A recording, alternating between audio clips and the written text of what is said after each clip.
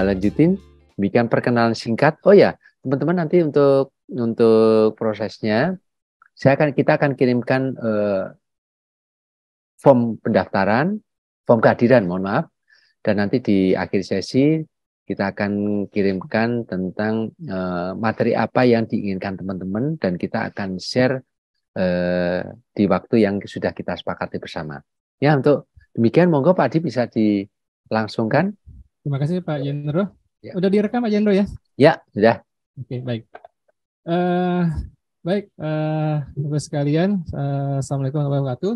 Selamat malam semuanya, sehat semuanya ya. Oke, mudah-mudahan sehat lahir, sehat batin ya, sehat keuangan sehat masih ya. Ya, insya Allah lah. Masih tanggal oke lah ya. Ya. Ini ya yang kalau yang gajian ke-13 nanti lain lagi tuh mungkin. Oke, baik. Baik Bapak sekalian, jadi izin saya akan share langsung aja ya. Saya coba saya screen dulu sebentar.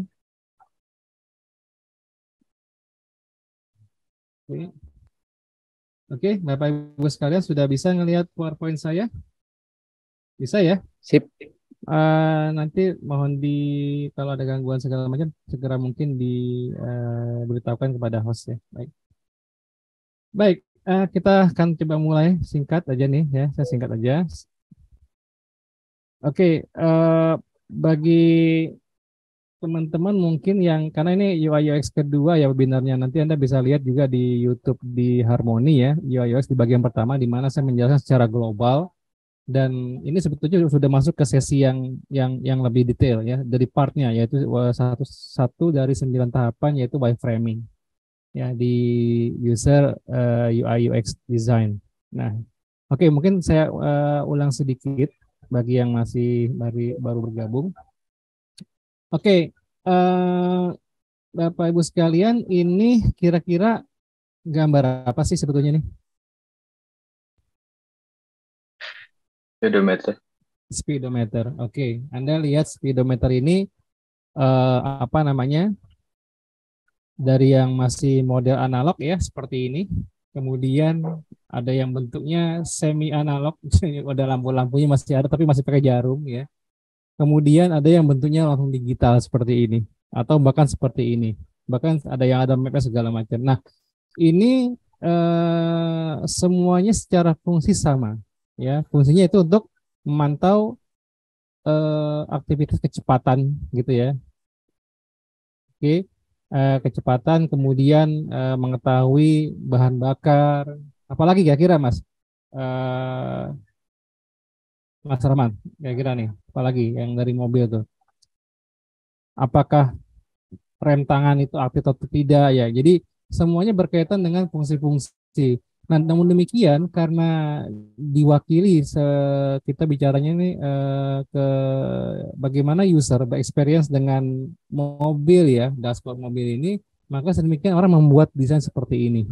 Ya, ini termasuk UX design dalam sisi apa namanya produknya adalah kendaraan betulnya ya. Saya ambil contohnya dulu. Nah, sehebat apapun atau secanggih apapun desain yang dibuat di sini, baik analog maupun digital, pasti posisinya adalah di depan, gitu ya, Bapak sekalian ya. Nggak mungkin di samping kiri, samping kanan kan, betul ya. Nah ini berarti apa? Ada memang batasan sebagai fungsinya, atau mungkin ditempatkan di atas kepala gitu. Jadi kalau mau naik mobil itu harus nongak dulu gitu ya. Nah ini saya rasa pentingnya di sini. Ada perubahan kita memahami dan memang ada keterbatasan pada produk gitu ya. Tapi namun demikian yang penting adalah sebuah fungsi dari produk itu bisa dijalankan. Oke, kemudian kira-kira ini apa nih? Remote TV ya. Ya, ini satu produk ya, produk desain ya, yang ya sangat vital lah ya, sangat vital, dan ini sesuatu yang kalau hilang di rumah itu repot. Gitu ya. Terus apalagi kalau yang senang nonton drakor atau apa segala macam di channel dibulak-balik ya. Yang satu nonton ini cari remote-nya, nggak taunya remote-nya di kolong bangku gitu ya. Dan waktu membuat remote user experience dengan remote ini juga mengalami perubahan, ya. Saya rasa yang sebelah kiri sampai sekarang dipakai, ya, meskipun yang ini juga sudah ada dan yang ke depan juga sudah ada. Nah, di dalam ilmu IT ya, itu ada yang namanya OOP.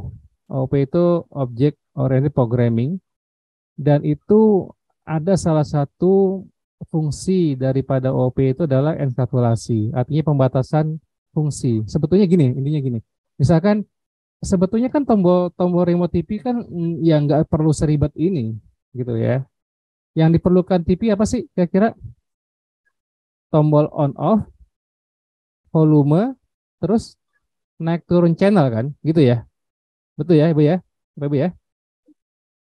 Nah, naik turun channel ini kemudian tombol matiin, tombol apa namanya? Suara ini yang paling penting sebenarnya. Makanya dibuatnya simpel sekarang ini. Ya, hanya naik turun suara, kemudian apa namanya? Program dan selesai. Nah, ini dibuat lagi yang makin simpel lagi. Ya, ini mungkin pas ergonomiknya. Nah, ini ada ilmu fisiologi juga di samping psikologisnya. Ini pas apa ya, ibu jari mungkin ya di sini megangnya atau buat apanya ya. Eh, ada ada tombol plus untuk suara, minusnya seperti ini.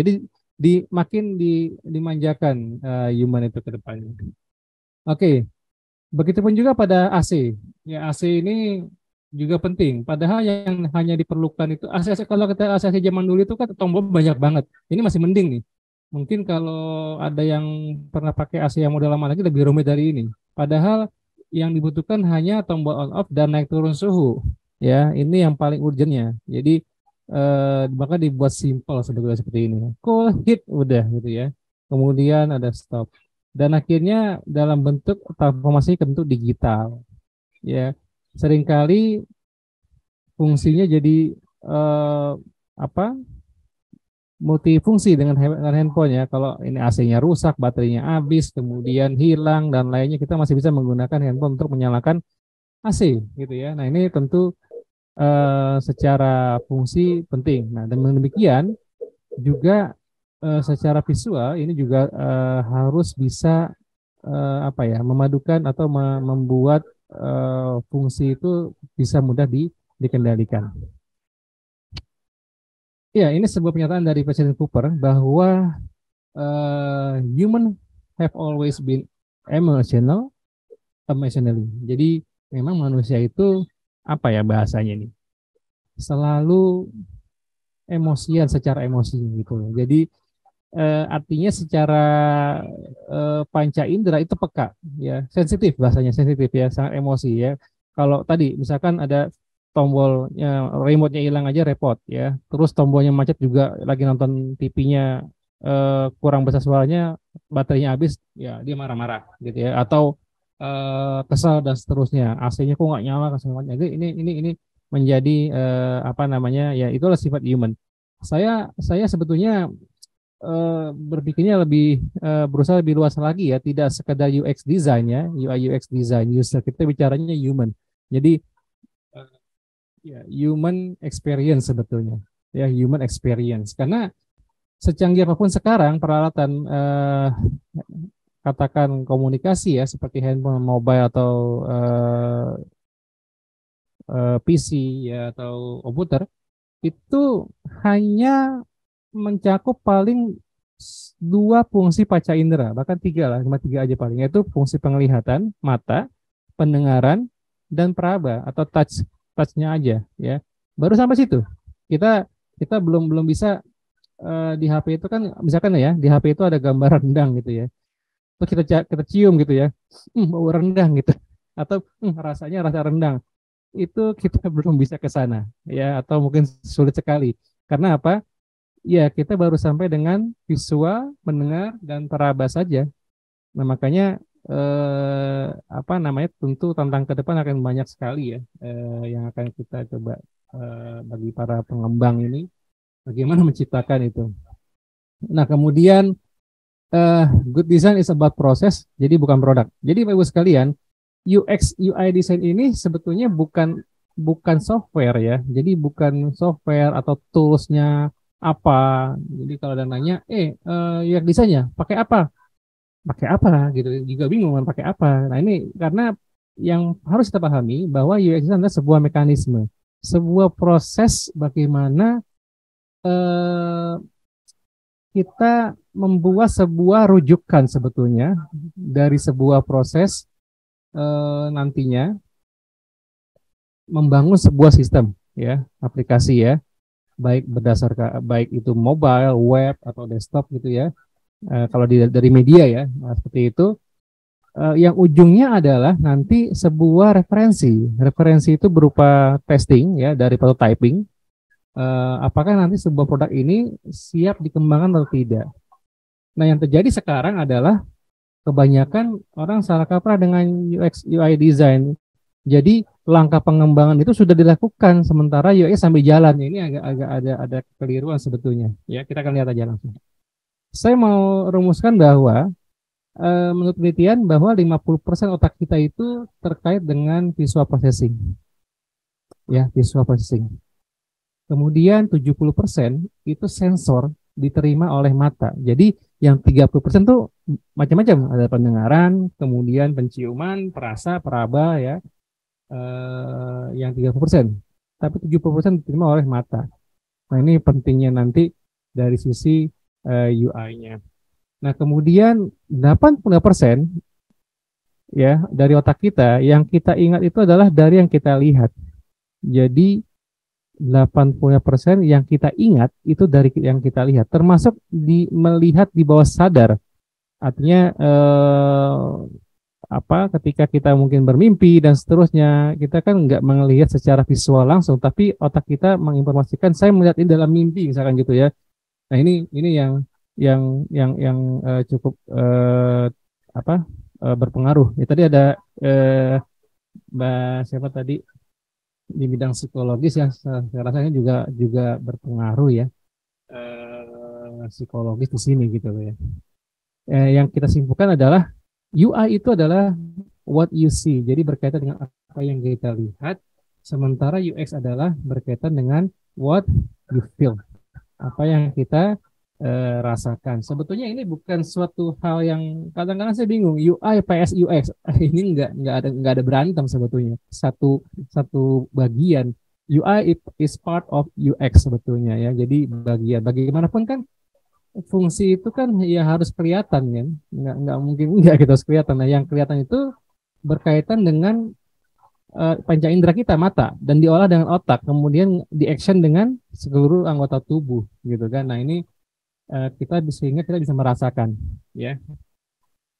Tentu tantangan sendiri bagi saudara kita yang disabilitas ya, seperti misalkan yang tunanetra segala macam, itu akan berbeda sekali, yang berbeda lain lagi ya terhadap mereka gitu ya. UI-nya itu kan mereka nggak bisa lihat UI, tapi dengan pendengaran, dengan peraba itu bisa dimaksimalkan ke depannya. Ini tantangan juga buat para technopreneur ya, creative planner untuk membuat sebuah alat yang bisa membantu mereka ya. Oke, jadi user experience ya secara komposisinya adalah is design about designing ideal experience. Jadi mencari experience yang ideal ya. Ya kalau ideal ini bicara dia berarti kan bicaranya ya sulit ya. Ideal tuh yang mana gitu menurut siapa ya.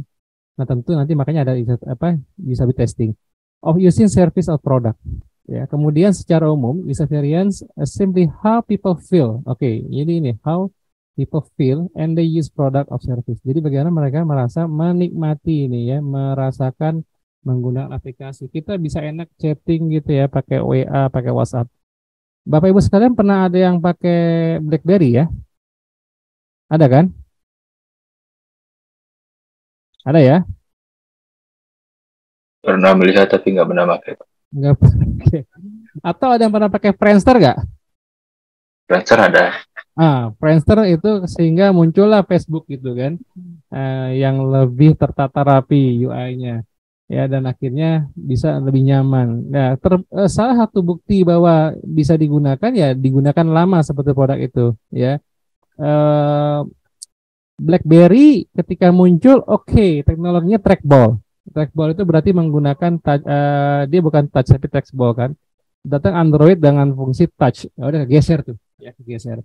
Kemudian sekarang berjalan touch ya. Begitupun klik juga masih dipakai kalau di PC ya, gitu, atau di apa namanya desktop base ya gitu. Iya, oke. Saya bicarakan di mana UX bisa ditemukan. Nah, ini penting.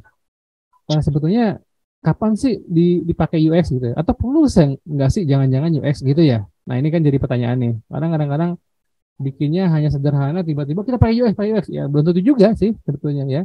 Oke, kita lihat. UX bisa ditemukan yang pertama adalah pada sebuah proyek yang kompleks. Too many features. Jadi terlalu banyak fitur untuk dihandle. Kita tahu, pernah dulu ada pakai Yahoo ya? Yahoo itu kan Ya, portal ya. Yahoo tuh ada berita, ada chattingnya, terakhir kalau nggak salah ada koprol tuh ya, kemudian ada apa lagi, dagang, segala macam gitu ya. Nah ini tentu banyak fitur. Khusus chatting aja fiturnya banyak gitu ya. Terus khusus untuk yang belanjanya juga banyak. Yahoo Sport ada lagi. Nah ini membuat sangat kompleks sehingga kalau tidak disusun dengan baik, dirancang dengan baik, bagaimana kenyamanan nanti orang menggunakan aplikasi itu, ini kacau. Makanya itu bisa dibuat gitu, kompleks ya, seperti itu. Kemudian UX hadir pada startup, pastilah. Ini startup ini kan bahasa kita rintisan ya. Kenapa penting? Karena startup ini kita nggak tahu nih, kita masih meraba, kita membuatkan makanya developing innovative project needs to understand how they use feel even more the established organizations do. Jadi kita belum tahu, kita masih ngeraba bagaimana nanti kira-kira audiens yang akan menggunakan aplikasi kita, produk kita gitu loh sebetulnya. Ya, jadi ya mau nggak mau pakai, ya mau nggak mau pasti pakai karena untuk untuk analisanya di awal ya. Karena baru itu pasti kita harus memberitahu kan. Nah, makanya taunya dari mana orang itu nyaman dengan segala macam karena itu kan kita perlu mengkaji itu. Nah, kemudian UX yang ketiga bisa ditemukan pada saat project with decent budget. Jadi pada project yang memang khusus. Ya, jadi kalau UX tend to get skip low value project, we tend to allocate some their financial resources to UX so as to ensure that the budget brings return to investment. Hati-hati kalau memang nggak perlu-perlu banget, misalkan gini nih, deket rumah saya itu misalkan ada tukang ketoprak gitu, ya tukang ketoprak ini terus dia bilang, wah Mas Adi, saya mau bikin UX design deh, aplikasi gitu ya. Jadi orang pesan gampang segala macam gitu kan. Buat apa gitu loh? Nggak perlu banget, pakai WA aja selesai itu, gitu kan gitu. Jadi sudah ada gitu. Ya bahkan kalau nggak salah WA sekarang udah ada fitur dagangnya kan ya, kalau nggak salah ya, udah ada e-commerce-nya WA ya, kalau nggak salah ya, dikembangkan oleh Facebook kan. Jadi commerce-nya si WA sudah mulai mungkin ada nanti. Nah ini project dengan budget yang jangan sampai nanti ketika dibikin malah merugikan, fungsinya malah terlalu mesti nggak usah pakai gitu. Jadi lihat-lihat dulu ya, sebetulnya ya. Kalau memang tidak terlalu ini ya it's okay, nggak perlu di apa namanya dijalankan ya. Baik.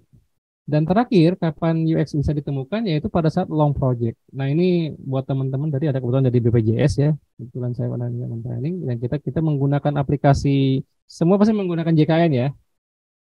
Betul ya, JKN ya Mas aman ya. Iya, Pak. Oke, nah itu kan kalau nggak salah menurut data peserta itu 20 jutaan kalau nggak salah ya yang menggunakan aplikasi JKN ini. Nah ini besar ya dan dia sifatnya long project ya. Long project itu artinya yang akan continue terus menerus. Orang akan terus pakai kesehatan pasti ya, akan terus pakai kesehatan sampai kebijakan pemerintah juga ada. Termasuk kayak misalkan Grab atau Gojek lah. Kita tahu Grab itu ada atau Gojek ya saya lupa, ada fitur baru kan ganti apa namanya? Ganti tujuan ya kalau salah ya. Betul ya? Nah, itu kan artinya kenapa nggak dari dulu dibikin ganti tujuan kan gitu.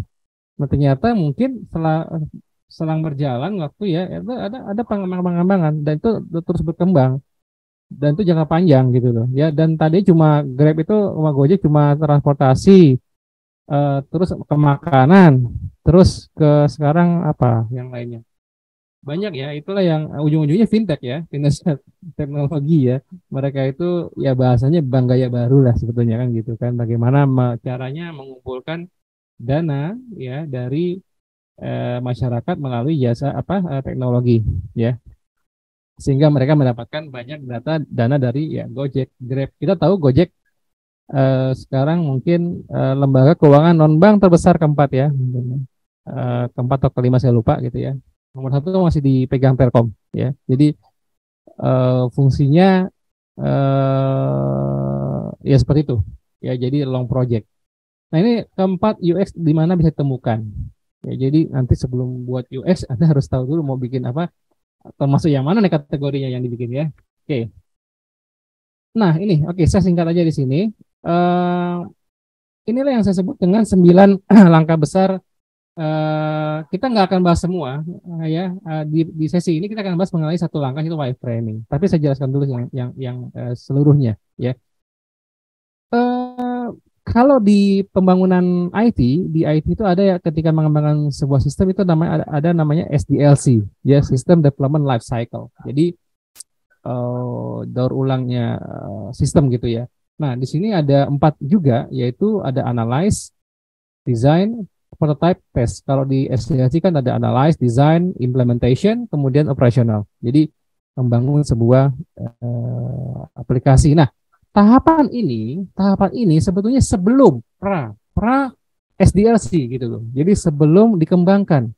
Jadi ujung-ujungnya adalah nanti setelah melalui tahapan ini jadi sebuah bentuk referensi berupa nanti hasil prototyping yang di testing ya. Kemudian ada score point, ada segala macam penilaiannya, dan ini diberikan kepada manajemen.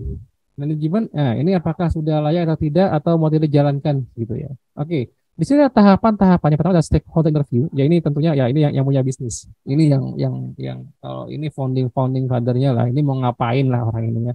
Segala macamnya di interview dulu ya. Ada site audit yang kedua ya, berkaitan dengan nanti di samping juga investasi finansial, kemudian juga berkaitan dengan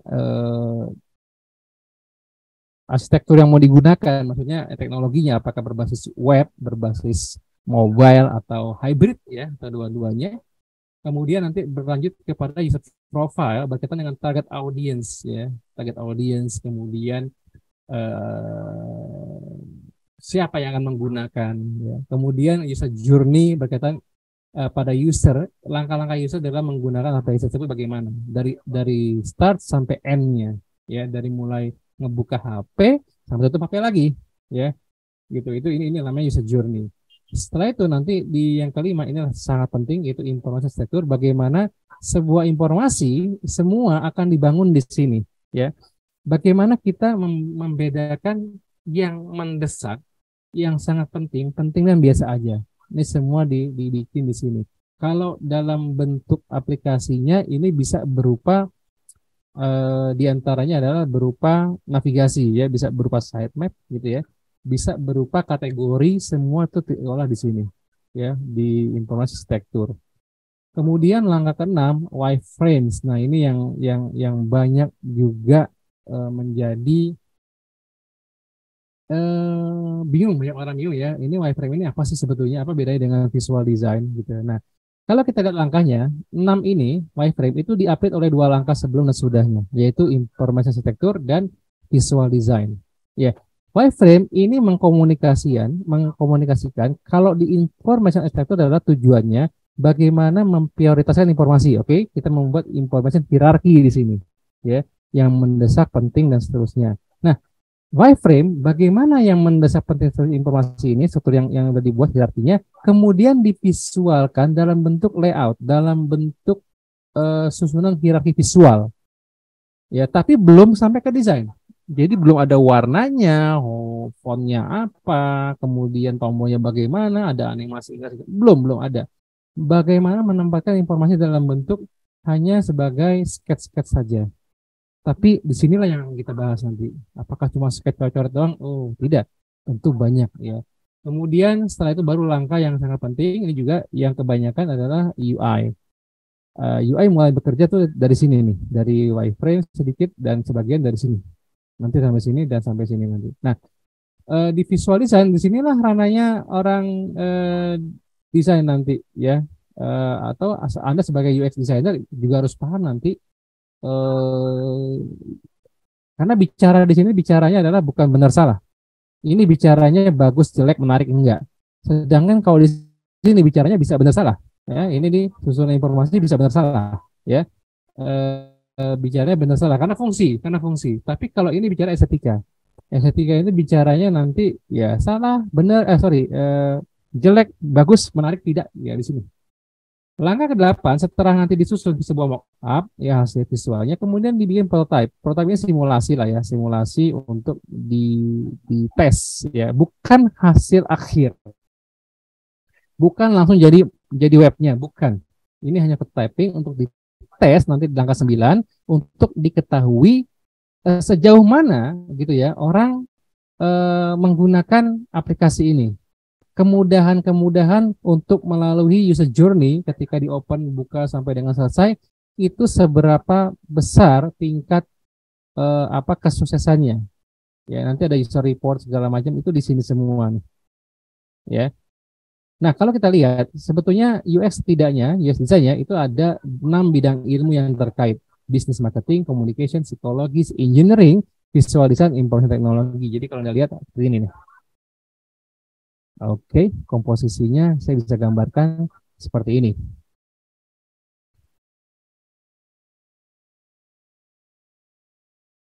Ya, dari mulai tahapan yang stakeholder ini terkait dengan business marketing dan communication pasti.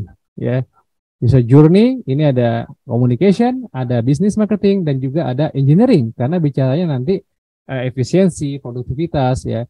Nah, kemudian di sini juga ada business marketing dan IT, ya informasi teknologi, karena nanti berkaitan dengan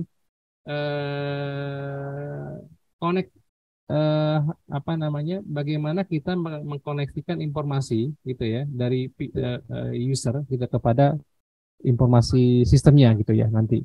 Nah, kemudian di wireframe ini yang kita bahas itu tahapan ke visual design dan business marketingnya ya. Pasti karena nanti visual design ada dan ini gabungan antara ini nih 5 dan 6, 5 dan 7, 6 ini. Nanti kita lihat di mana posisinya. Yang paling banyak nanti ada di prototype dan usability testing. Karena usability testing ini lengkap semuanya karena user akan melihat semuanya. Ya, karena user nanti akan dia berkomunikasi. Dia juga akan melakukan sebuah transaksi bisnis. Bisnis artinya di sini adalah apapun ya, publikasi, promosi dan seterusnya. Juga ada psikologis masuk di situ. Ya. Engineering pasti dia lambat atau cepat menggunakan aplikasi, kemudian visual design udah pasti harus kelihatan, dan informasi teknologi terkaitan dengan teknologi tadi digunakan ya, apakah mobile, web atau desktop. Oke, sampai di sini Bapak Ibu sekalian sudah cukup jelas ya? Bila yang ada bertanya silakan nanti di chatting, boleh nanti ya. Sementara mungkin kita lanjutkan dulu ya. Ya, baik. Baik. Oke. Ya, nah sekarang kita sebelum masuk ke bahasan kita kan di sini kata wireframing analyze. Ya, jadi kita ngebahas sebentar. Kita akan mengambil area ini. Mungkin saya tarik dari sini sedikit nih, dari journey sedikit. Kemudian nanti ngebahasnya sedikit aja dan akan masuk ke wireframing. Saya tidak akan masuk ke visual design nantinya, karena ini akan ada mungkin nanti setelah tahun baru ya, ini akan dibahas sendiri lagi di webinar yang lainnya. Ini juga sendiri lagi, ini sendiri lagi. Kalau nggak salah tuh BPJS kemarin tuh training itu 5 hari ini doang ya, Pak Rahman ya, betul ya? Ikut ya Pak? Sama Pak Sofian tuh. Iya Pak. Ya kalau nggak salah cuma 5 hari Pak. Khusus ini doang ya, ini pun masih kurang ya. Oke. Kita akan luas sekali, UX sangat luas sekali. Oke, sekarang kita ke wireframing. Oke, kita mulai. Di user journey, ingat ya, user journey itu adalah top level view how user interacts with product or service. Top level view ya, jadi langkah besarnya doang. Di sini show the different stage and scenario of interaction. Contoh, ketika kita mau booking Grab, naik Grab ya, kita ada 5 langkah besar nih di sini. Ini yang dulu ya. Kemarin saya sempat begitu hari Minggu saya mau jalan, saya coba rekam, saya praktekkan lagi. Booking Grab ya, open app. Ingat ya, ini user journey adalah tadi apa?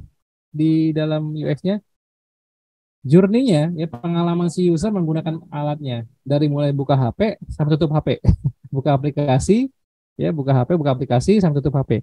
Yang diperlukan kan hanya ini.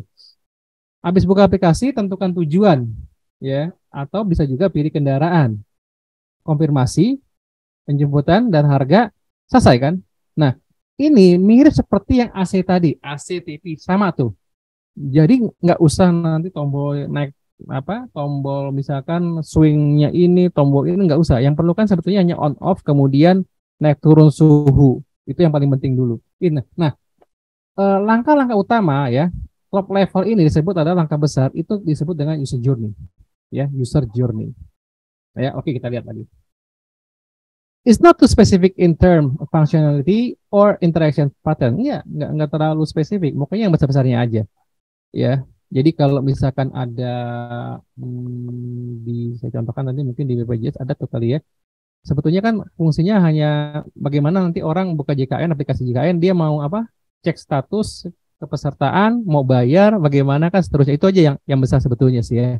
Tapi ini kembali kebijakan sih, kebijakan dari para manajemennya sebetulnya bikin aplikasi yang ini untuk apa ya, itu akan lebih detail lagi.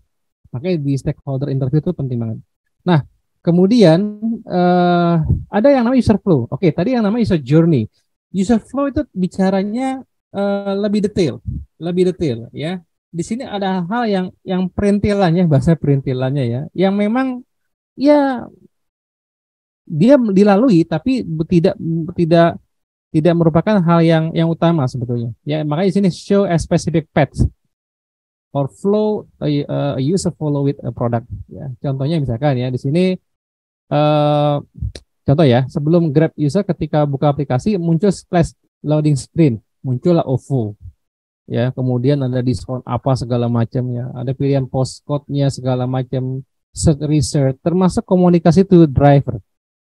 Kan kita misalkan kan suka chatting sama driver kan, chat ini nih, chat ya.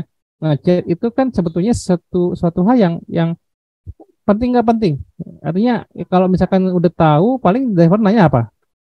Ini sudah sesuai lokasi ya, bahkan dia nelpon segala macam. Nah itu jatuhnya user flow. Jadi user journey adalah langkah besarnya, utamanya, ya. User flow-nya itu adalah langkah detailnya, betul. Yang diperlukan, ingat yang diperlukan aja. Oke. Nah ini yang saya coba rekam, kebetulan saya jalan kemarin, saya coba rekam aja, saya gunakan ini. Anda lihat ya, ini langkah-langkah mungkin yang kelihatannya banyak banget kan, tanpa sadar loh, bayangin tanpa sadar ya. Ya, ini ada user journey dan user flow. Ingat ya, journey langkah besar ya. Kalau saya coba jalankan, ya, yang biru ini adalah langkah-langkah besarnya nih, langkah-langkah besar yang tadi itu ya, langkah besarnya, ya. Biasanya tidak sampai 5 ya. Usahakan jangan sampai 5 karena akan kalau terlalu banyak makin pusing orang. Makin pusing. Ya makanya manusia itu kan punya keterbatasan. Apa? Daya ingat gitu ya. Nah, ini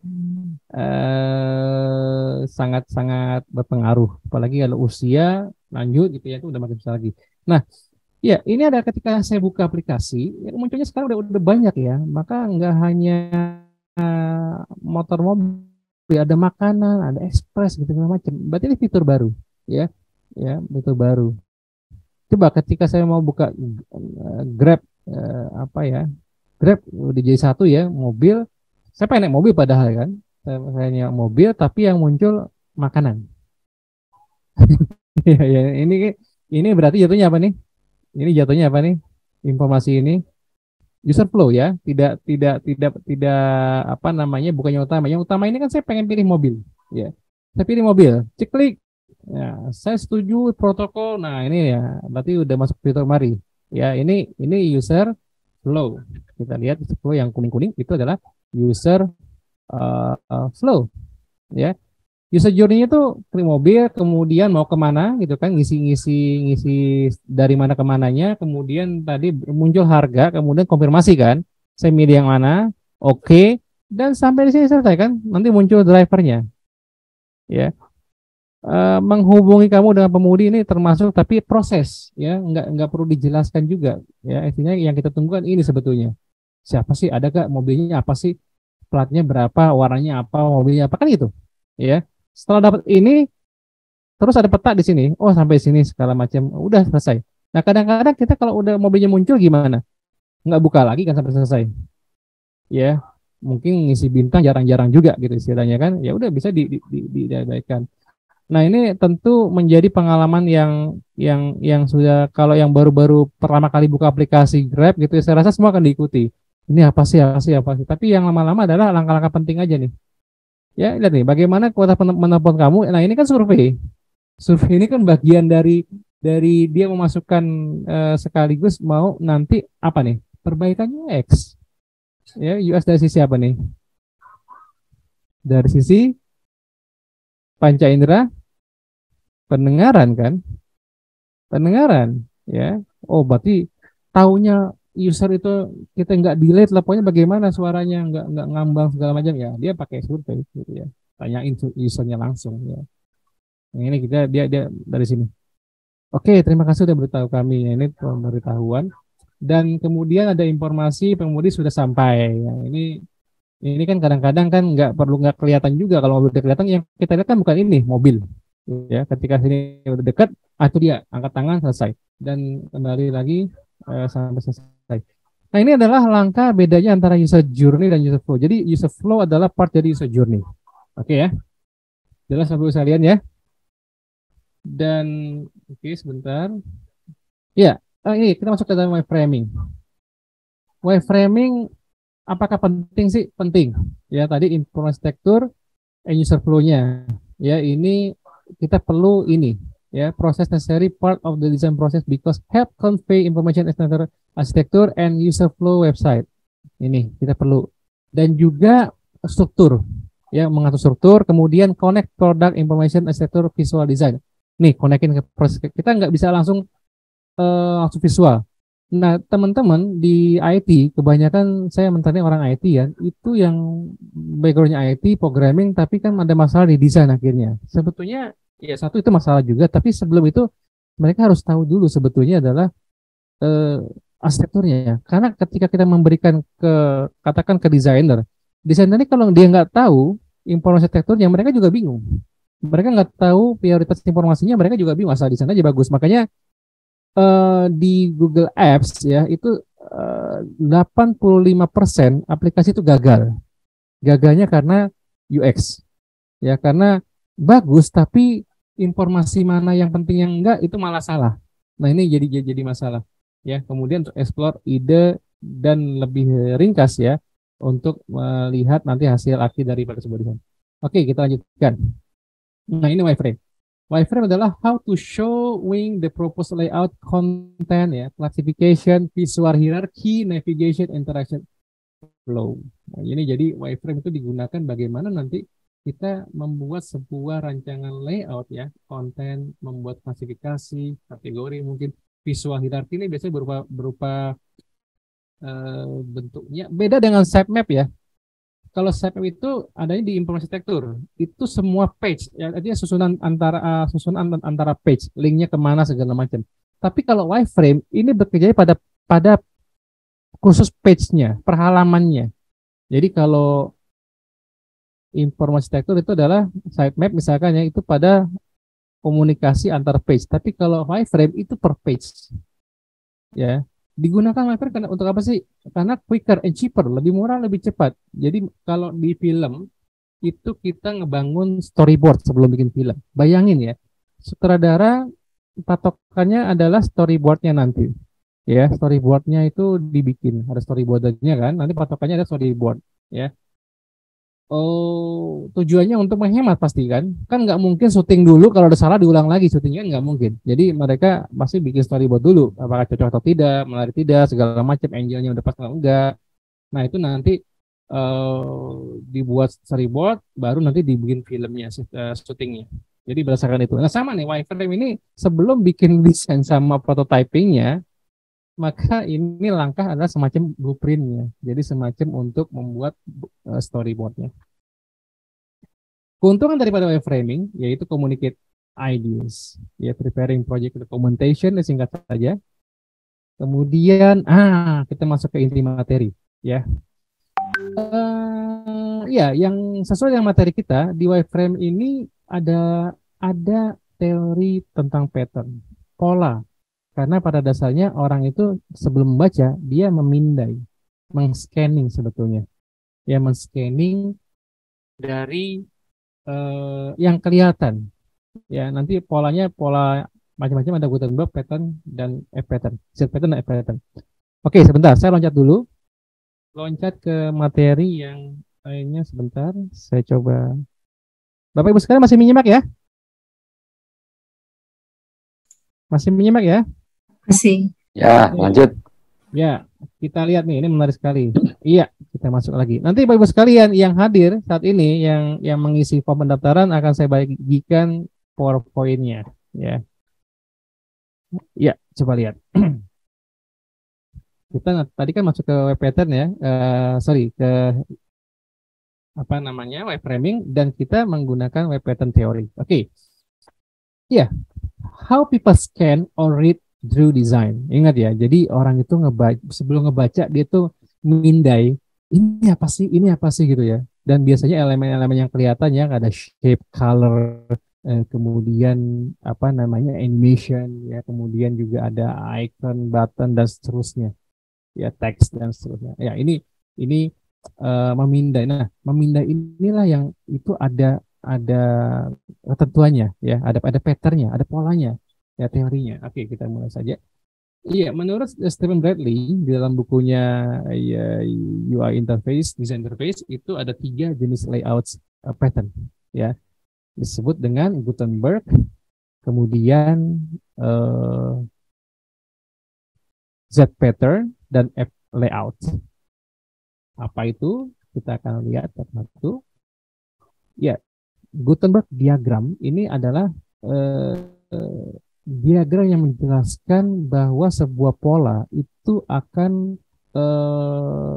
memiliki pola pergerakan mata, eyes move-nya, ya, through looking at evenly distributed homogeneous information. Jadi gampangnya adalah ini akan membentuk sebuah reading gravity.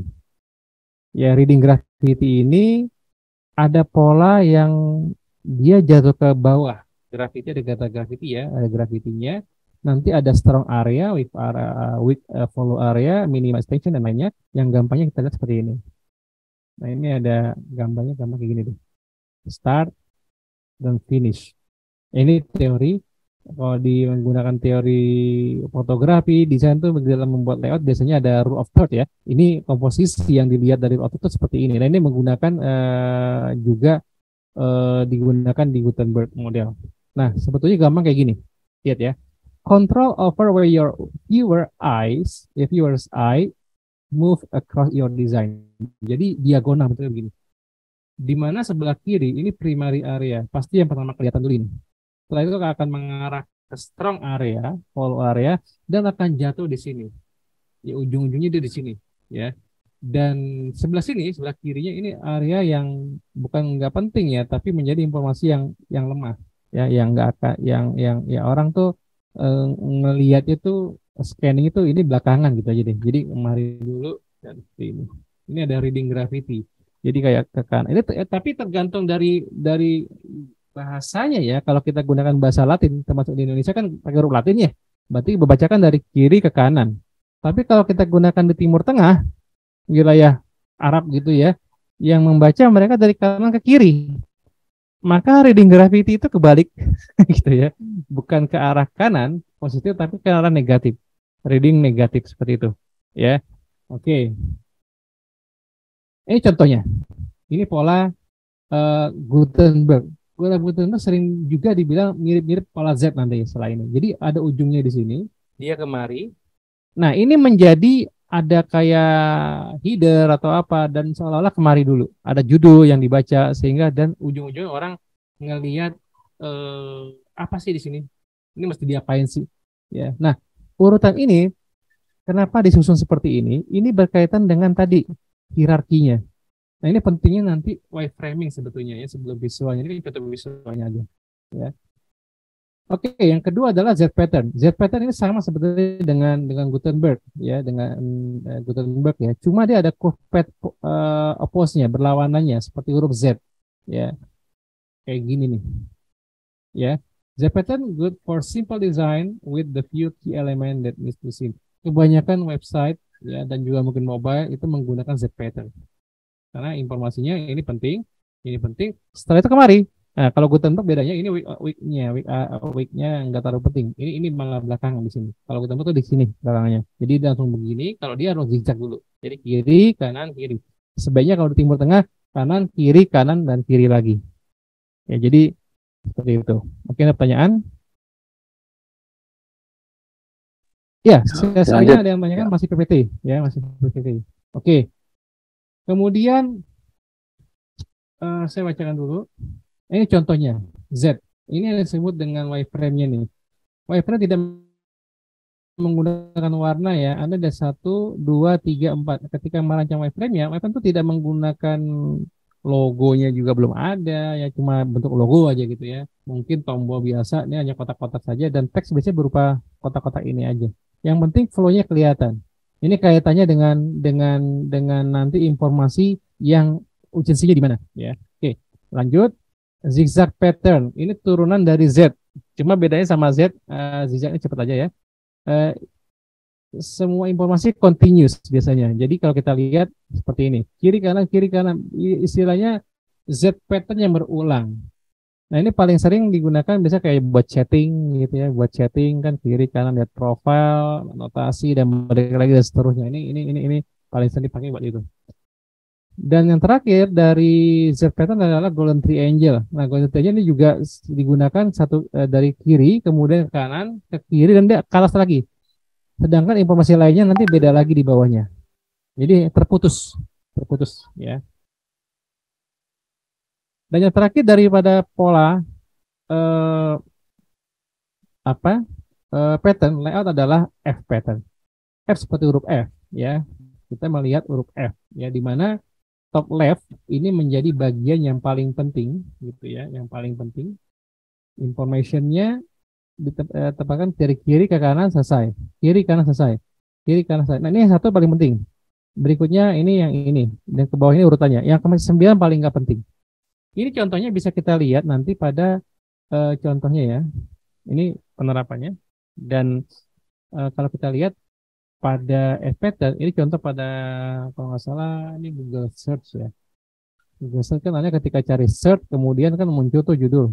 Paling ini yang merah banyaknya orang melihat ya. Biasa kalau buat Google Search kan paling baca selembar doang ya, sebelah kiri sampai sini selesai, udah ini next lagi, next halaman lagi atau cari keyword lain gitu ya.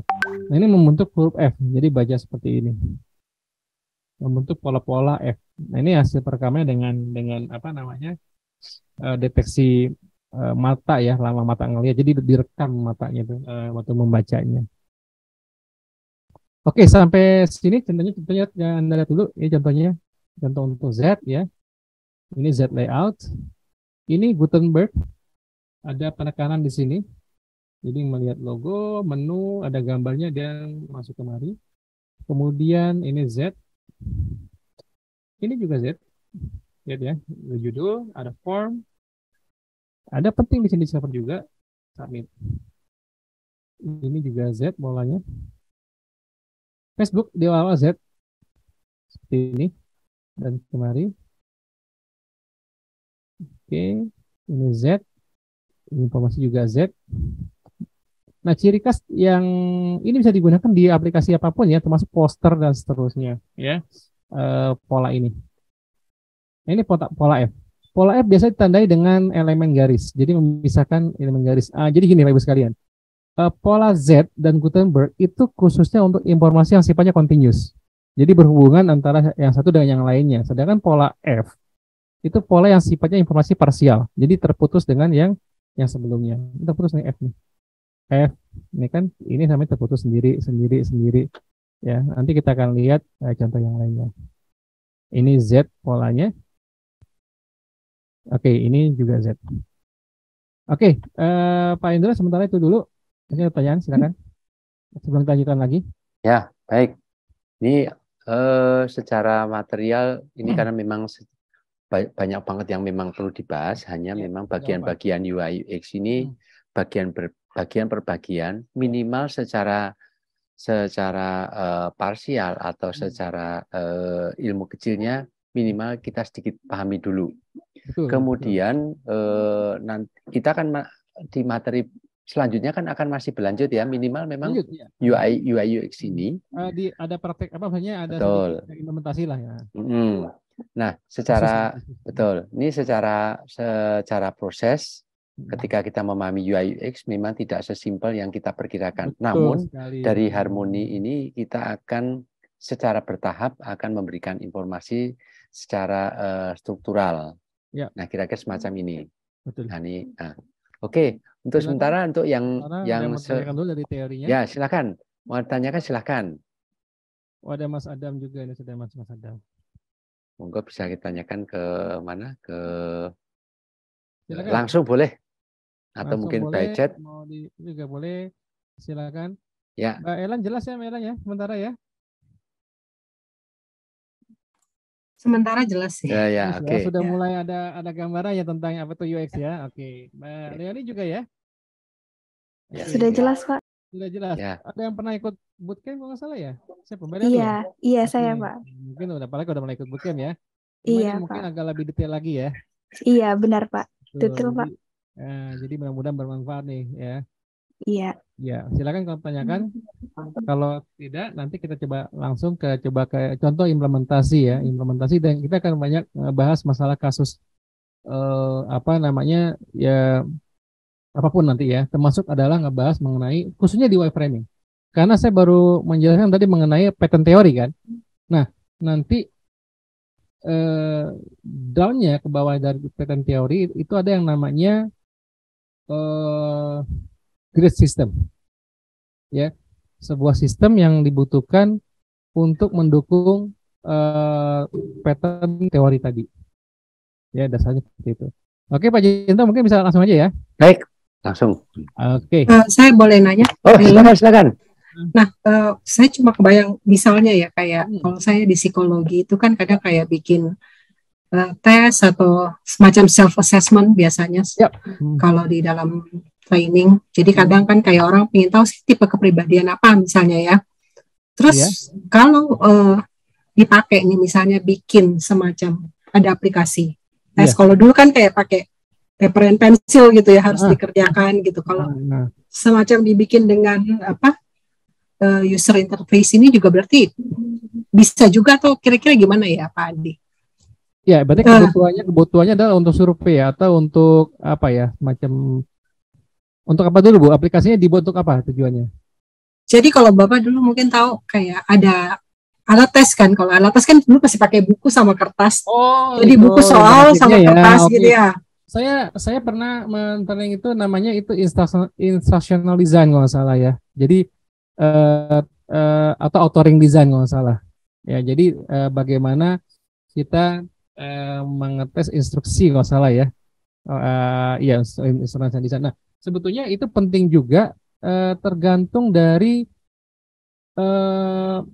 targetnya itu, audience itu mau tujuannya apa dulu Bu, gitu. Misalkan apa tadi tentang audiens siapa misalkan Bu, misalkan ya audiens bisa berbagai macam ya sebenarnya kan, kayak gender kalau dua-duanya gitu ya, female male, terus umur berapa, background pendidikan apa kan gitu. Ya, bisa artis secara umum, misalnya tes kepribadian aja saya bikin dalam bentuk aplikasi supaya gampang. Jadi saya nggak perlu bawa buku kemana-mana gitu kan, nggak perlu bawa kertas jawaban kemana-mana. Mereka ngisinya kan lebih gampang kalau lewat aplikasi, misalnya seperti itu. Ya, kalau sejauh tidak menggunakan hanya aplikasi dan nanti mungkin lebih kepada ini bentuk visualnya. Jadi yang biasanya yang pernah saya lakukan di KPK adalah merubah SOP. Waktu itu nggak salah saya pernah membuat SOP penggeledahan. SOP itu bentuknya masih list Bu, sudah online di PDF cuma kan masih 1 ini 2 ini caranya ini. Waktu itu kalau nggak salah penggeledahan ya. Nah, terus dirubah dalam bentuk interaktif.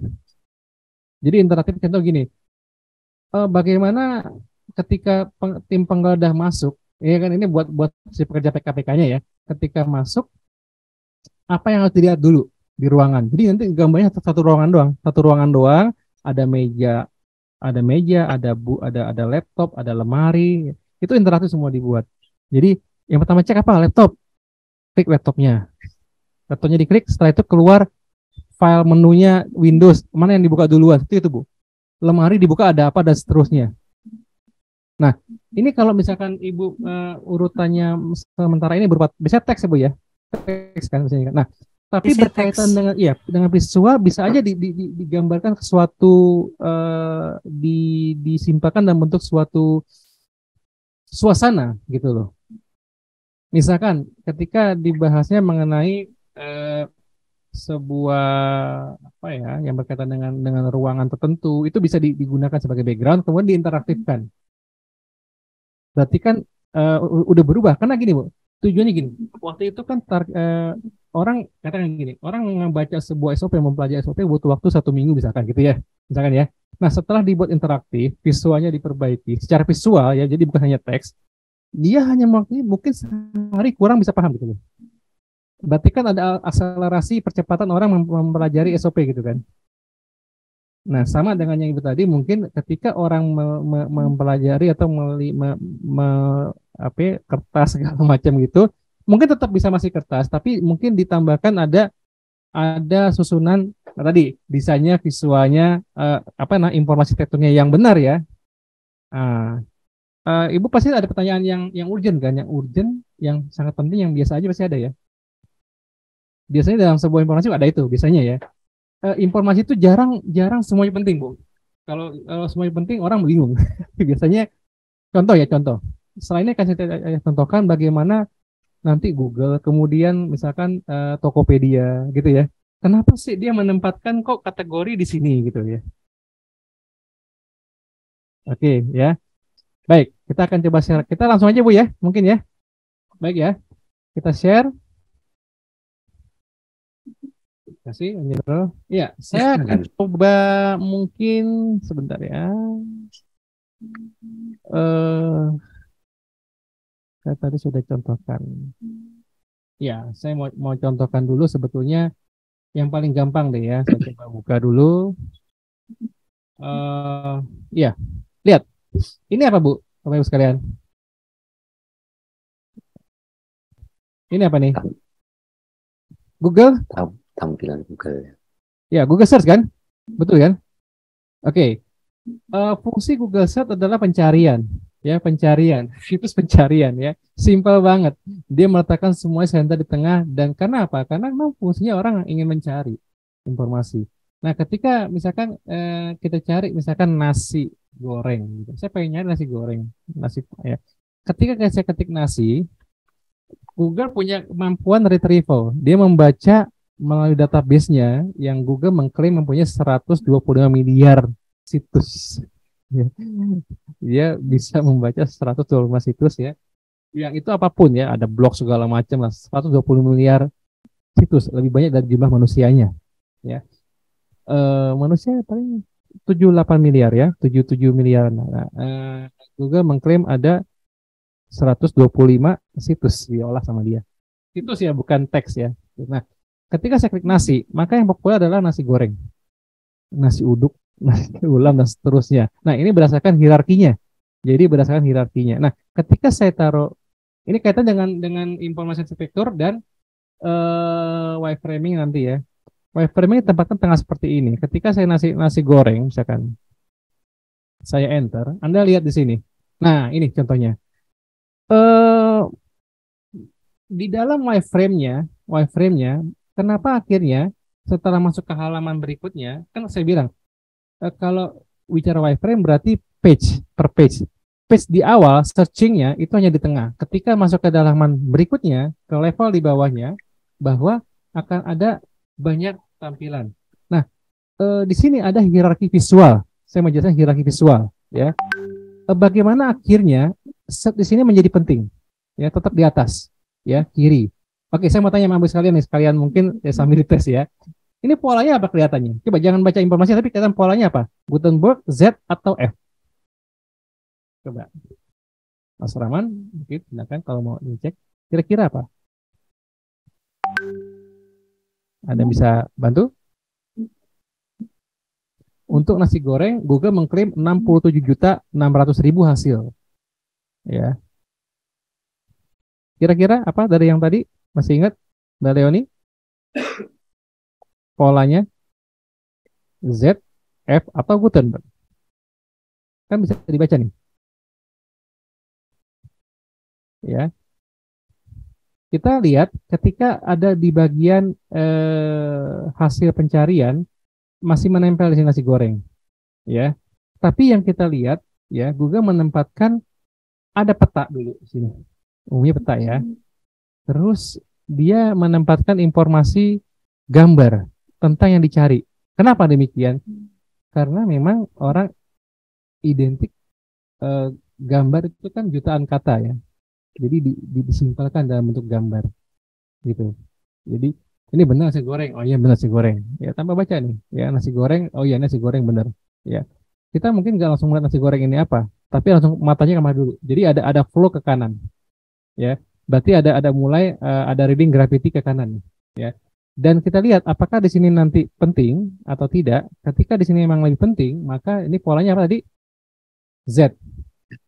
Ya, ketika memang di sini lebih penting nasi gorengnya dan di sini lebih banyak pilihan di sini, berarti dia polanya Gutenberg seperti itu. Nah, tadi saya bilang bahwa pola Z dan Gutenberg digunakan untuk informasi yang continuous. Ini kan berhubungan nih antara yang mungkin petanya, alamatnya sama nasi goreng ini berhubungan semua. Ya ini kalau nggak Z Gutenberg ya. Ya meskipun Anda lihat ada garis-garis ya, tapi kalau berhubungan dia bisa dibaca Z ya. Oke, sekarang saya coba lihat kembali ke misalkan saya coba buka Tokopedia. Nah, kita akan coba bahas sedikit. Oke. Ya, Tokopedia mengemukakan hasil ketika dibuka selalu di atas search-nya. Kenapa? Karena secara psikologis kan orang kalau ya secara komunikasi ya, dia memang ingin beli sesuatu kan bilangnya bukan beli ya, bisa nyari gitu ya. Misalkan gini, temenin gue yuk mau nyari ini, nah, mau nyari ya bukan beli lah. Mau beli belum tentu beli soalnya kan, kalau ada ya udah. Tapi kalau emang udah gue pengen beli ini, biasanya levelnya ya sama aja tapi lebih tinggi lagi tuh dari customer, di apa namanya kalau bicara CRM ya. Nah ini akan keluar seperti ini. Mungkin belum kelihatan ya. Coba refresh dulu. Oke, lihat. Nah, yang dia munculkan di sini apa? Biasanya iklan nih. Ya, mungkin ada promo dia. Ini berarti tadi apa jatuhnya? User flow ya, bukan karena yang utamanya dia apa? Cari. Ya, dicari nih. Cari di atas. Berarti informasi cari ini urgent. Ya. Setelah cari, orang ngelihatnya adalah ini kategori. Nah, fungsi kategori ini orang kan bisa ngacak, dia nggak harus dari atas ini, bisa langsung kemari dan seterusnya. Nah, berarti sebetulnya kalau dia tidak berurutan, artinya tidak saling berkontinu, ya, ini bisa aja polanya di F, di tempat F. Biasanya ada batasnya ya, seperti kayak ada garis ini kan, pembatasnya ini nih tuh, ya, dan seterusnya, gitu. Ya, ketika mau ini awalnya misalkan saya pengen beli dasi misalkan. Nah ketika sudah dicari maka ini menjadi dari sisi wireframe berubah lagi. Nah yang saya mau jelaskan ini adalah sekarang bagaimana kita nanti mengaplikasikan dari informasi yang sudah kita buat strukturnya, kemudian kita buatkan wireframe-nya di dalam bisa pakai aplikasi, sketch, bisa coret-coret dan seterusnya. Oke, sebentar, saya tahan dulu.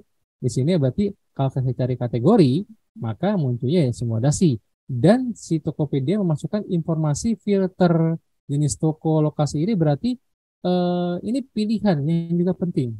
Ya pilihan, tapi yang paling penting bisa dikasih dicari. Ya, biasanya kalau udah begini nih udah nggak ada lagi terlalu jauh, akhirnya orang coba cari ini dasi apalah gitu ya, dasi kupu-kupu mungkin, atau dasi apa, dasi hitam pria segala macam ini ya, yang ada dasi kupu-kupu benar ya. Nah, ini berarti prioritas berarti yang banyak dicari oleh si datanya. Nah, sedikit saya lanjut dulu ke tadi teorinya bahwa sorry, lanjut dulu sebentar. Ya. Nah, ini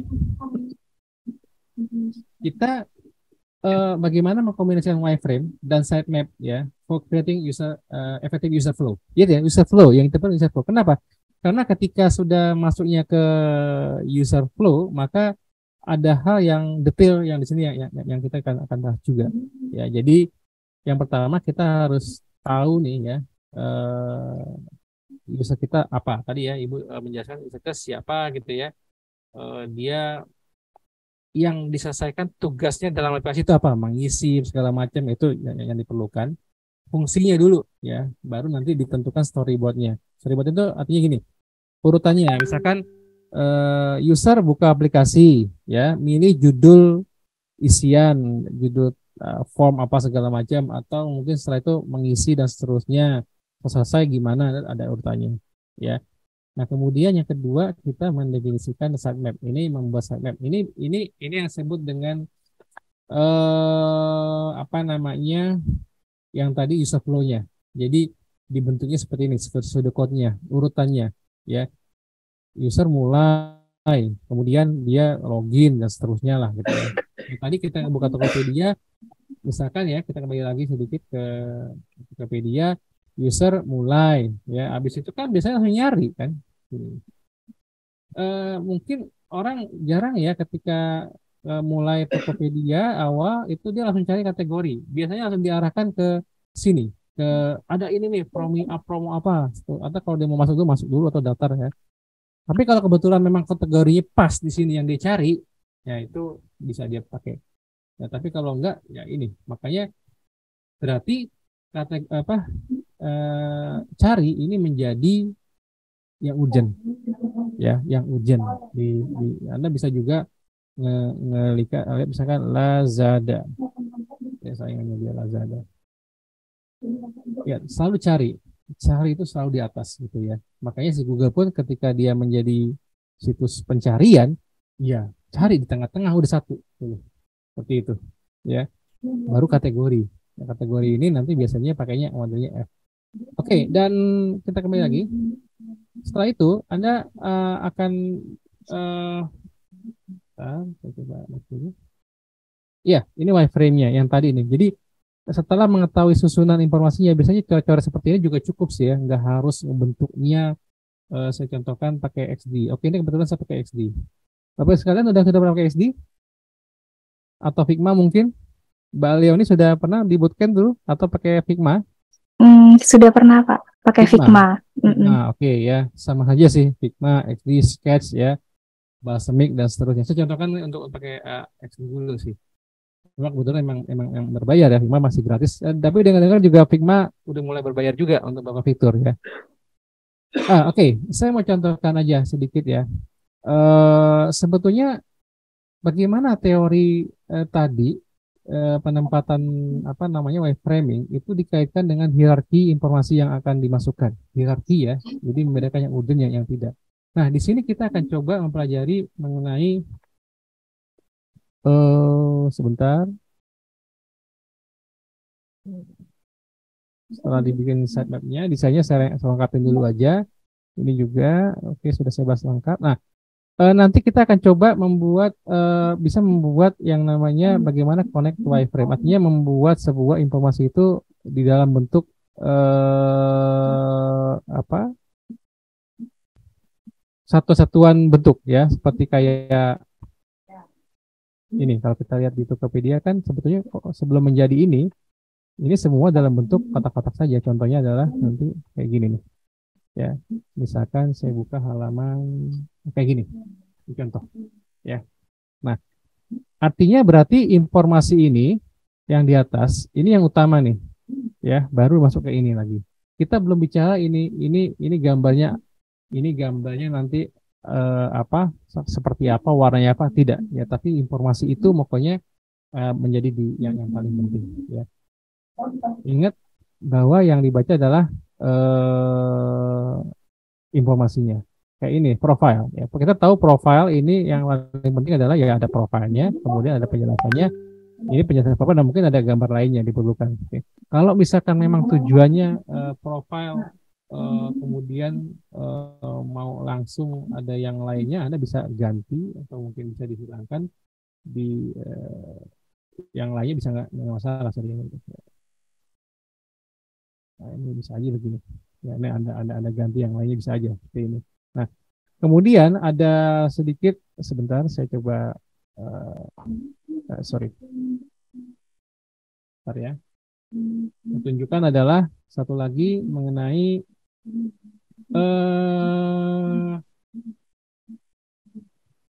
layout grid. Oke, saya share kembali, maaf. Pak Jendra, mohon izin kita lanjutkan aja 9 lewat ya. Ya, oke. Mudah-mudahan teman-teman jadi lebih komplit. Ya, tadi ya, kan untuk bagian satu kita lebih komplit lah. Ya, silakan Pak. Iya, jadi Pak Ibu sekalian, ini saya coba share kembali. Saya ada satu bahasa yang terakhir, yaitu layout grid wireframe. Jadi setelah tadi kita memahami atau memahami apa tadi pattern layoutnya, ya, kita berikutnya adalah bagaimana pattern itu kita susun, ya, sesuai dengan apa namanya grid. Apa itu grid? Ya, grid itu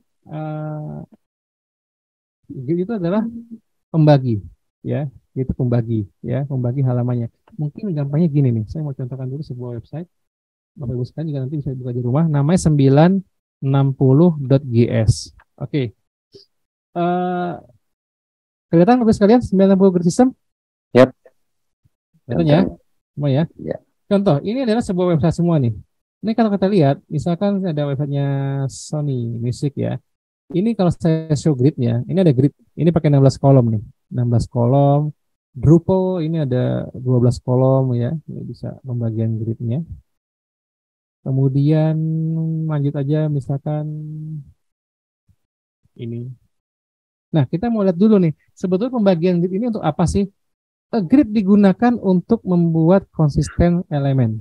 Elemen di sana itu apapun yang kelihatan. Jadi di dalam dunia desain visual itu ada dua aspek besar, yaitu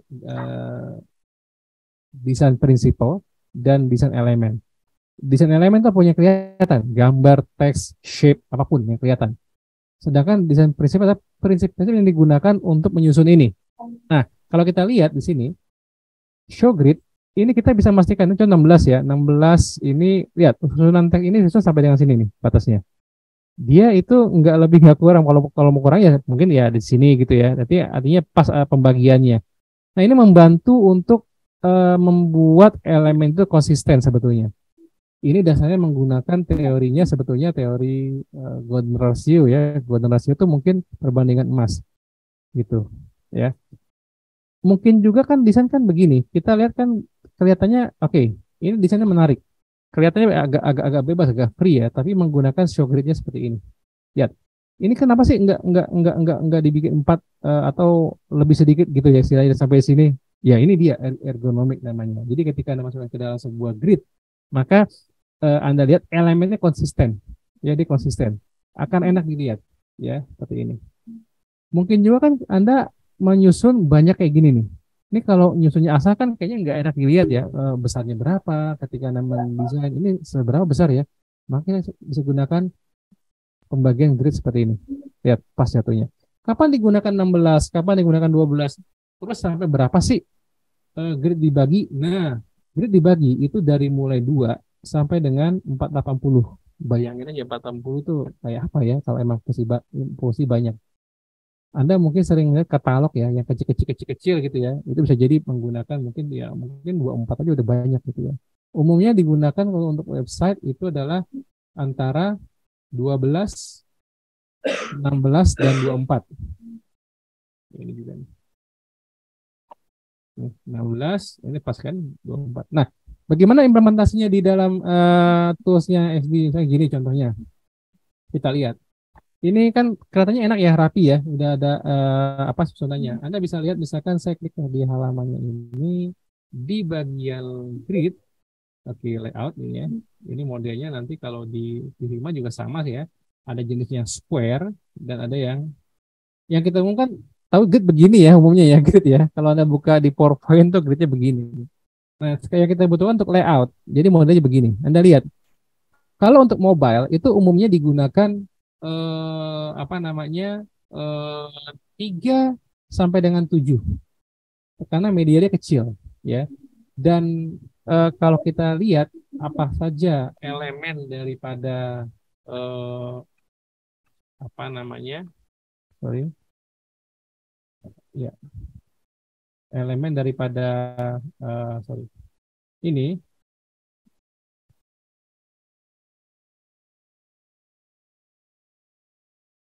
ya anatomy grid itu ada format, kolom, gutter itu jarak antar huruf, antar kolom, kemudian ada margin dan ada fill elemen. Ini penempatan elemennya. Ada 3, ada 2 dan seterusnya. Nah, ini membantu kita. Contohnya lagi misalkan saya contohkan lagi di FB-nya ya. Oke. Kalau Anda misalkan membuat sebuah file ya, saya buat new di sini misalkan untuk sebuah website ya. Tapi Anda sudah sketch dulu nih, apa namanya, sudah diatur sketchnya gitu ya. Nah, kita bisa mulai nanti dengan menggunakan setelah coret-coret ya, itu layoutnya. Saya gunakan misalnya di sini pakainya ini dia, kolomnya 12. Kapan digunakan 12, 24 tergantung dari informasinya kompleksnya. Oh, di halaman ini saya masuk misalkan banyak icon-icon kecil gitu segala macam yang masih tersusun rapi, pakai 24 mungkin 16. Ada gutter, ini jarak antar kolomnya ya, dan ada kolom width-nya lebar juga.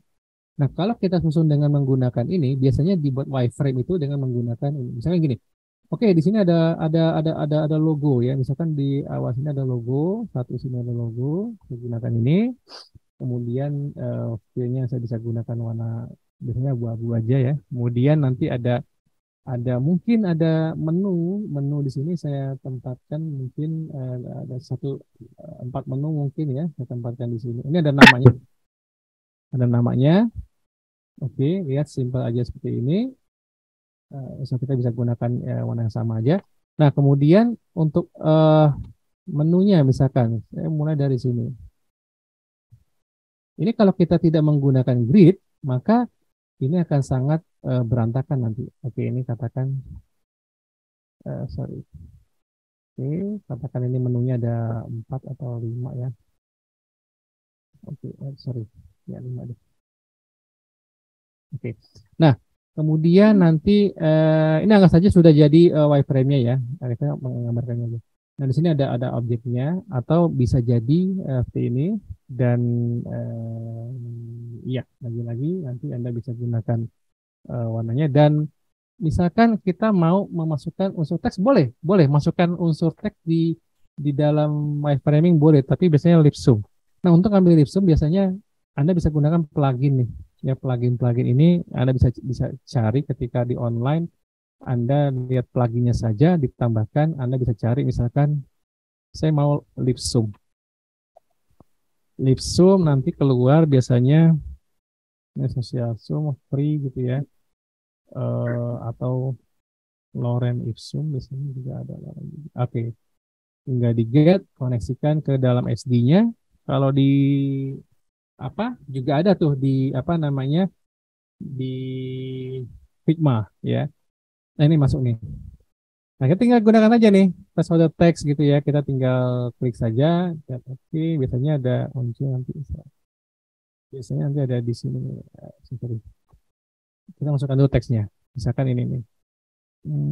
Masuk teks. Saya mau tag ya. Kita menggunakan grid seperti ini kelebihannya. Saya mau sampai sini misalkan. Oke, kita accept, insert misalkan. Oke, contohnya ini, ya contohnya. Nah, Anda lihat di sini Anda bisa ada gambar lagi di sini yang Anda butuhkan. Lihat, maka ini akan menjadi konsisten nih. Maka dengan waktu singkat Anda bisa membuat konsistensi halaman dengan baik. Jadi ketika Anda lihat di sini hasilnya, saya hide dulu di oke, lihat. Oke, rapi dan memang tergantung polanya. Misalkan kalau tadi polanya misalkan yang kita inginkan orang nanti harus mengklik sesuatu di kanan atau memperhatikan kanan, berarti Gutenberg ya, saya pakai pilih berarti sini. Tempatkan saya buka lagi di sini layoutnya. Nah, berarti saya beratkan di sini titiknya, di sini, dan saya gunakan mungkin rata kanannya dan seterusnya. Ya ini ke Gutenberg jatuhnya, gitu. Oke. Nah ini pola-pola yang apa namanya kalau di website. Nah tapi kalau misalkan kita buka apa namanya di mobile gitu ya, contohnya ini tadi saya contohkan lagi yang lainnya sebentar. Ini ada banyak contohnya. Oke, contohnya ini halaman apa nih, login ya mungkin ya, continue atau verifikasi apapun ya. Nah kan kadang-kadang kita biasanya di dalam desain itu di UX ya kan, ada yang ke kanan, tombol itu di kanan, ini lihat dua kolom jadi pas kan ya, atau ke kiri yang benar. Nah ini diperhatikan dulu ya. Bagi kebanyakan orang menggunakan tangan kanan ya oke aja begini kan, tetapi bagi yang kidal agak sulit ini, atau yang tangan kidal ini oke, yang tangan kanan agak sulit. Makanya kadang-kadang itu dibuat dia lebar seperti ini, sehingga pengguna kiri kanan ini juga bisa melakukan lebih nyaman, artinya mewakili seluruhnya. Contoh seperti ini, gitu. Oke, kita balik dulu ke tadi ke bagian yang ini, ke sini. Nah, ya jadi intinya kalau yang visual hierarchy itu berkaitan dengan scale, ya scale ini artinya urutan informasinya. Kontras, ada headline-nya yang emang ditekankan pada halaman itu ya untuk dikontraskan. Ada direction yang menunjuk arah visual. Kemudian untuk posisinya nih kombinasi aja nih antara judul kemudian yang lainnya. Oke. Dan yang terakhir mungkin di sini nanti ada juga contoh adalah dengan sebentar. Yang tadi udah. Ya, lain halnya kalau nanti sudah dalam bentuk visual ya. Kalau visual tuh nanti ya udah tinggal ikutin aja. Contohnya misalkan ya, Anda mau visualkan misalkan saya tentang food, tentang makanan ya. Contohnya aja nih. Saya masukkan aja food. Nah, misalkan saya ngambil ini, ya saya copy aja langsung. Kecil aja, misalkan ya. Nah, nanti mungkin tinggal masukkan aja ke sini, dan biasanya sih kalau di Figma juga biasanya udah langsung aja sih betulnya. Ya cuma kalau di sini biasanya dia harus memang di model masking kalau nggak salah ya. Jadi susunan ini harus dibuat masking. Ya, kayak gini nih. Nah, ini kalau ini udah di visual. Tapi yang paling penting adalah tadi informasi susunannya benar dulu gitu. Dan terakhir tadi di sini tadi. Oke, ini. Jadi Ibu sekalian, ketika kita membuat sebuah rencananya, sebuah apa namanya di UX, saya salah. Nah, ini dia analyze sampai sini. Ya, ini yang paling penting. Oke, saya mau tekankan ini aja. Jadi yang namanya hierarki konten ini ketika Anda ngebuat sebuah tadi ya, Ibu contohnya membuat sebuah apa standar bentuk pertanyaan segala macam, pastikan Anda punya hierarkinya. Hierarki itu gini, mirip seperti journey. User tuh ngapain dulu yang paling utama, kemudian dia setelah itu ngapain. Nah, setelah ngapain baru dibentuk susunannya. Jangan lupa digunakan model patternnya F, Z atau zigzag atau yang lainnya ya. Setelah itu ditempatkan dalam bentuk wireframe. Setelah wireframe nanti baru dibentuk visual. Nah, jangan setelah itu baru bisa dites gitu. Nah, sayangnya di sini kita hanya untuk menjelaskan wireframe ya. Nah, atau wireframe pun bisa dites sebetulnya ya. Tes ya, wireframe bisa dites dan biasanya sih bisa juga manual kalau Papang yang pakai sketch ya, tapi juga bisa menggunakan di sini prototyping. Tapi kita nggak sampai ke sana karena sudah terbatas. Dan yang jelas bahwa intinya kita Anda lihat ketika misalkan kita membuat sebuah desain wireframe, yang Anda harus pahami adalah satu journey. Jadi saya tarik lagi ke depan. Yang perlu Anda pahami adalah di sini adalah user journey. Sebentar.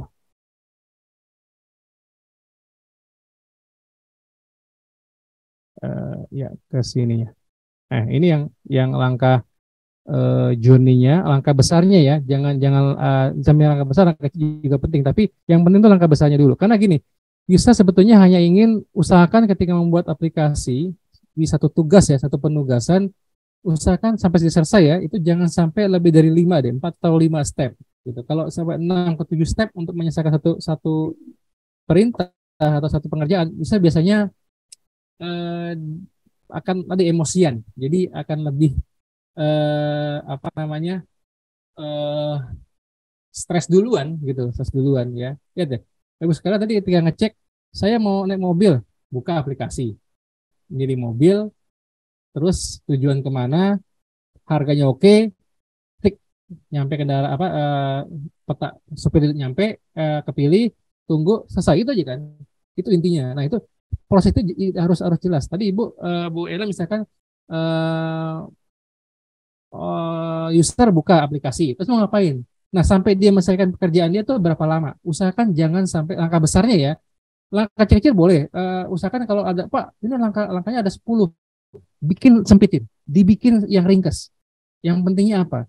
Kalaupun yang ada yang ribet-ribet yang kecilnya, itu jadikan poin-poin kecil aja. Bisa dibikin tombol, misalkan kayak tadi kan, Anda nggak selalu chatting dengan drivernya kan, pasti kan. Kalau emang udah tepat kan, bisa driver nelpon terus bilang begini, saya sesuai lokasi ya Bu, gitu kan, betul kan?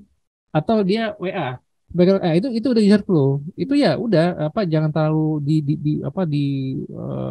tekankan. Yang ditekankan itu sebetulnya tadi langkah besar. Kira-kira Ibu Bu Ellen ya, itu prosesnya sampai gak lima langkah besar sampai user selesai gitu kan?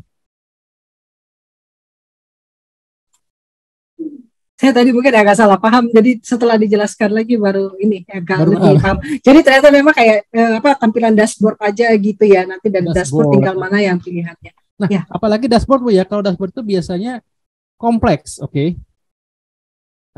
Dashboard kompleks tuh. Nah, dia mesti ngapain gitu loh. Nah, yang akan dites begini, Mbak Leoni misalkan bikin sebuah aplikasi pemesanan makanan ya, misalkan ya Leoni ya. Mesen apa, ayam bakar gitu ya. Sebetulnya apa aja yang langkah besarnya? Satu, buka aplikasi gitu kan? Satu, ngapain? Buka aplikasi, terus daftar menunya. Terus pesan. Berapa banyak? Oh iya, jumlahnya. Nah, jumlah kan? Ingat iya, loh, jumlah. Makanya di Grab itu dia membantu yang Grab biasa 1/3 gitu kan? S1/5, nah itu bisa di grouping aja. Kenapa? Nggak usah dibikin lagi, tekan tombol 1, 2, 3, 4, 5. Iya. Kategori. Nah, kalau memang ada paket kan lebih mudah kan. Nah, makanya muncul paket A, bisa paket ya. Nah, iya benar Pak. Usahakan makanya kalau apapun yang dibikin, informasi sektornya itu jangan sampai langkahnya itu terlalu banyak. Terlalu banyak ini maksudnya di sini adalah biasanya di bawah 5 ini.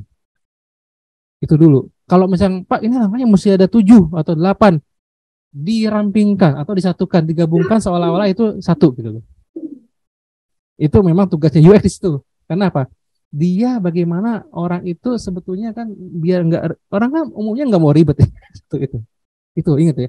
Orang nyari ya, dia nggak pengen ribet. Kalau dia baru nyari, yang ada apa? Kalau dia ribet nggak jadi nyari, nggak jadi beli gitu loh. Ribet nih. Contohnya gampangnya gini.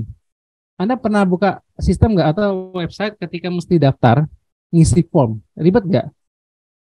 Terus ada tombol Google di bawah, login dengan Google, lebih gampang nggak? Nah, iya pasti pakai itu, saya juga pakai itu, ngapain isi lagi kan gitu. Nah itu udah bagus banget makanya.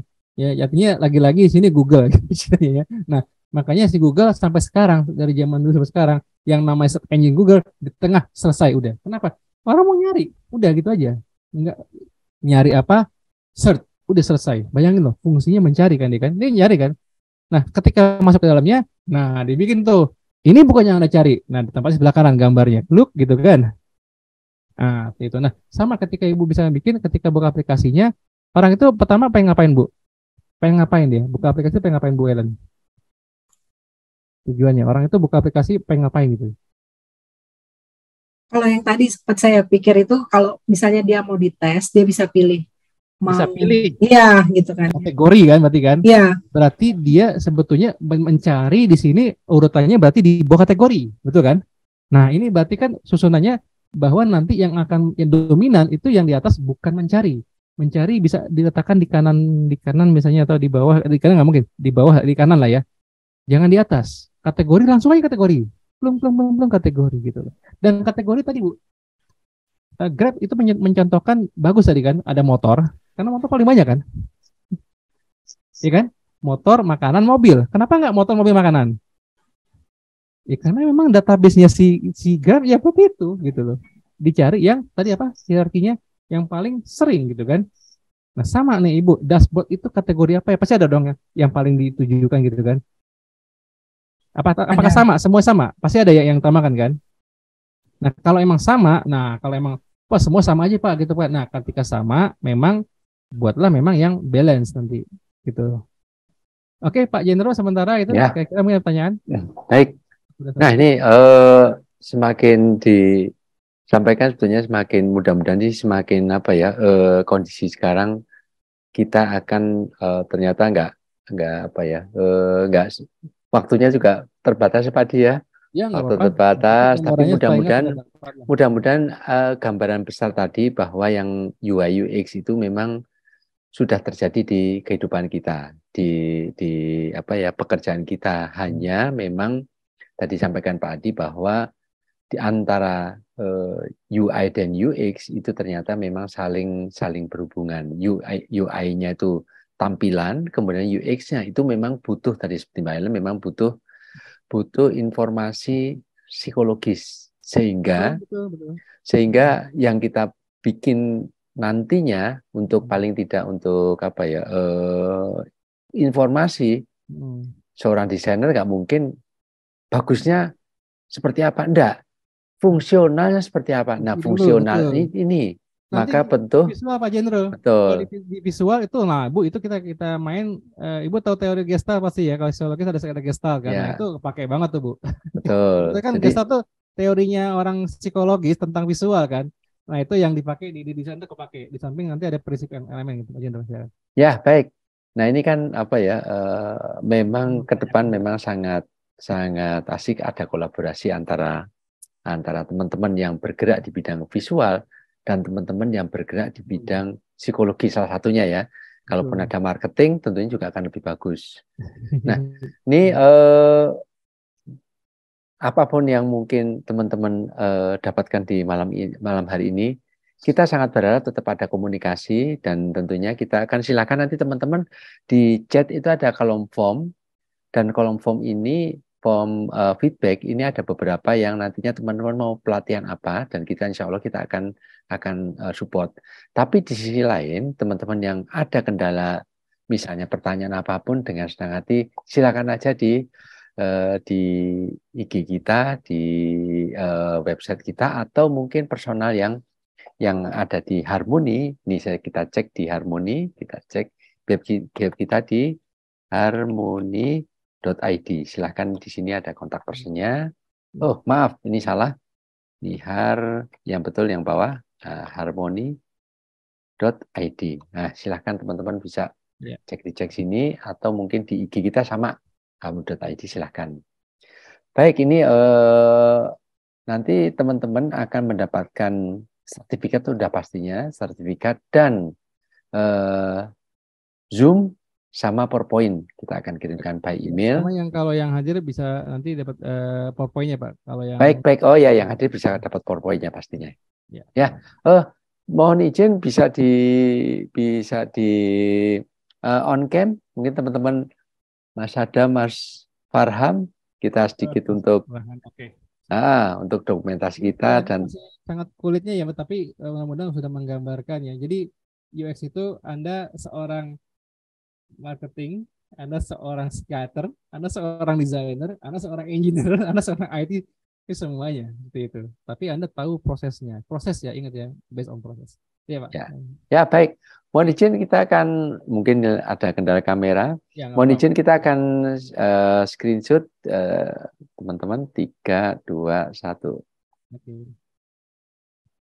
Ya sebentar lagi. Oh ya, oke. Wah, langsung lagi. Ya, 3, 2, 1. Ya, baik teman-teman. Mudah-mudahan malam ini apa yang disampaikan oleh Pak Adi dan tim Harmoni, mudah-mudahan ada manfaatnya, dan dengan senang hati kita akan terus berbagi ilmu tentang dunia kekinian.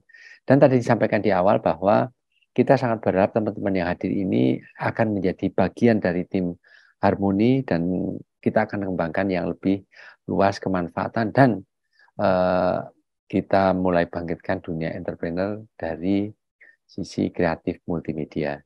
Ya, itu aja bisa saya sampaikan. Mohon maaf segala kekurangan, mudah-mudahan kita bisa bertemu dengan materi yang berbeda dan variatif, dan pastinya kita akan terus berbagi ilmu. Baik, itu aja bisa saya sampaikan. Terima kasih Mas Di, Mas Davi, Mbak Ellen, Mbak Leoni, Mas Rahman, Mas Adam, Mas Farham, Mas Rizal. Untuk materi hari ini kita cukupkan sekian. Mudah-mudahan tetap dalam kondisi sehat, berkah, dan semangat. Ya, wassalamualaikum warahmatullahi wabarakatuh. Ya, terima kasih. Ya, terima kasih. Terima kasih Pak Adi. Terima kasih Pak Adi, Pak Jendro. Ya. Terima kasih Pak. Terima kasih.